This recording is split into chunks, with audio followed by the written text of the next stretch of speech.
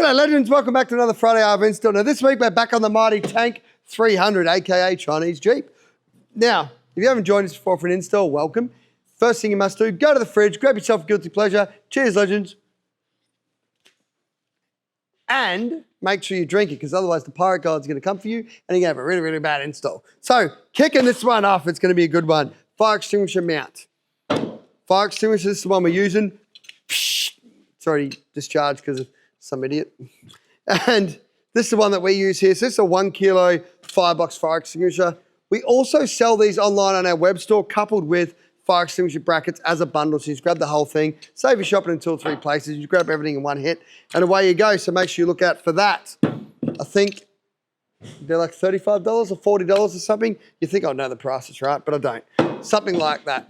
Now, our bracket. So this bracket here has been specifically designed to house this one here, or if you like things just a little bit smaller, so nobody ever, you could also go with the firebox one, which also mounts on these ones here. So what we do is, ting, pop that. We do supply your bolts to mount this particular fire extinguisher. Other ones I'm not sure. So here we go. What we do is we pop this out. Now, you can line this up however you want. I'm going to line this up central because this car is reasonably easy. Put our bolts in on this bottom row. So on these slots here, we're putting it in there. Throw a washer on. Get on there. Washer. Oh, turns out I should have put a washer on the other side of the bolt too. But we don't. This pirate guy doesn't like washers, so the number one thing that I always get in trouble about is not using the washers appropriately. But I'm just trying to save the company money. Put it on a shirt. Exactly.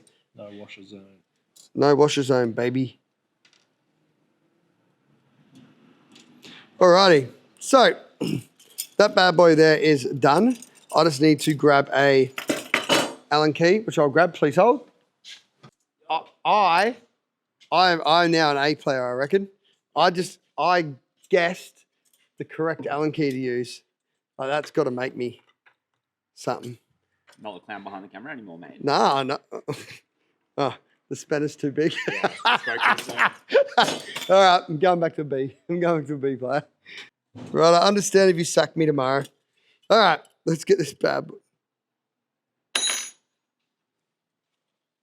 Something going on here.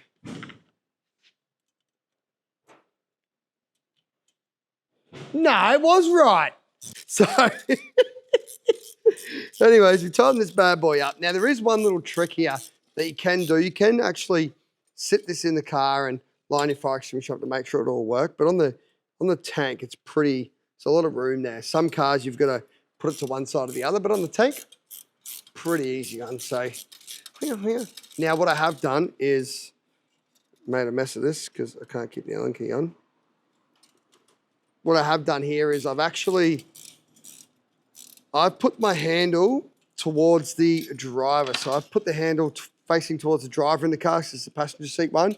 Now the idea behind this is that when you get into, the occasion ever arises that, this thing's had a lot of work, this bracket. If the occasion ever arises that you get into a bit of strife, the best thing is the driver, imagine it's sitting like this, you can reach over, flick that, and you can just grab this to bloody rip it out, right?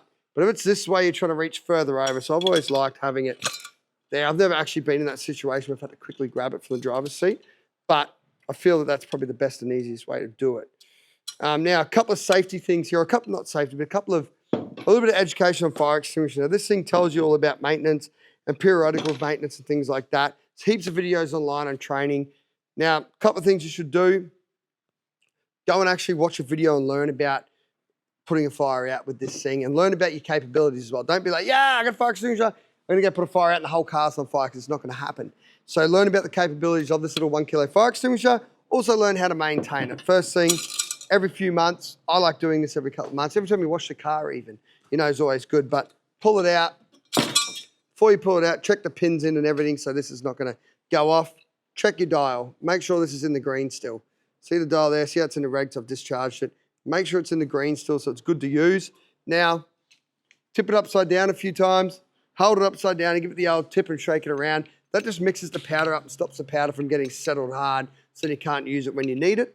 The other thing is these come with a tag. This one's fallen off now, but they have a little tag there. So stamp the tag when you get it.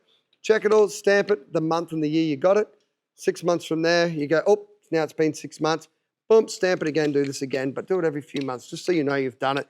Peace of mind. The other one is watching a video on it. Now, I'm not qualified to give you all this information. However, I'm just giving it to you as a bit of advice, and you need to go and actually do this information research yourself. So the other one is pull pin, squeeze this, and you sweep.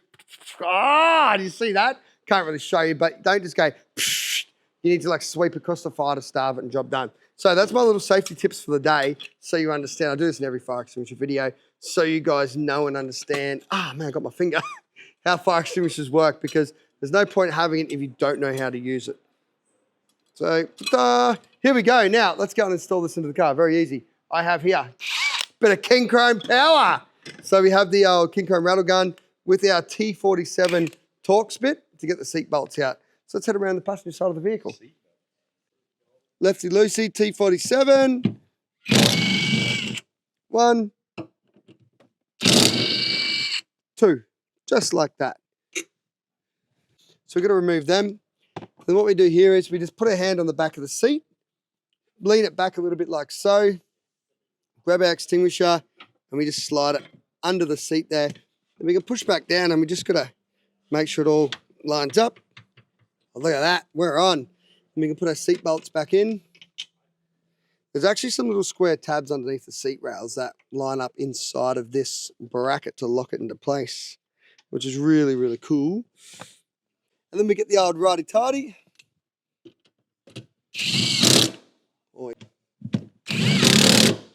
Boom! That bloody easy.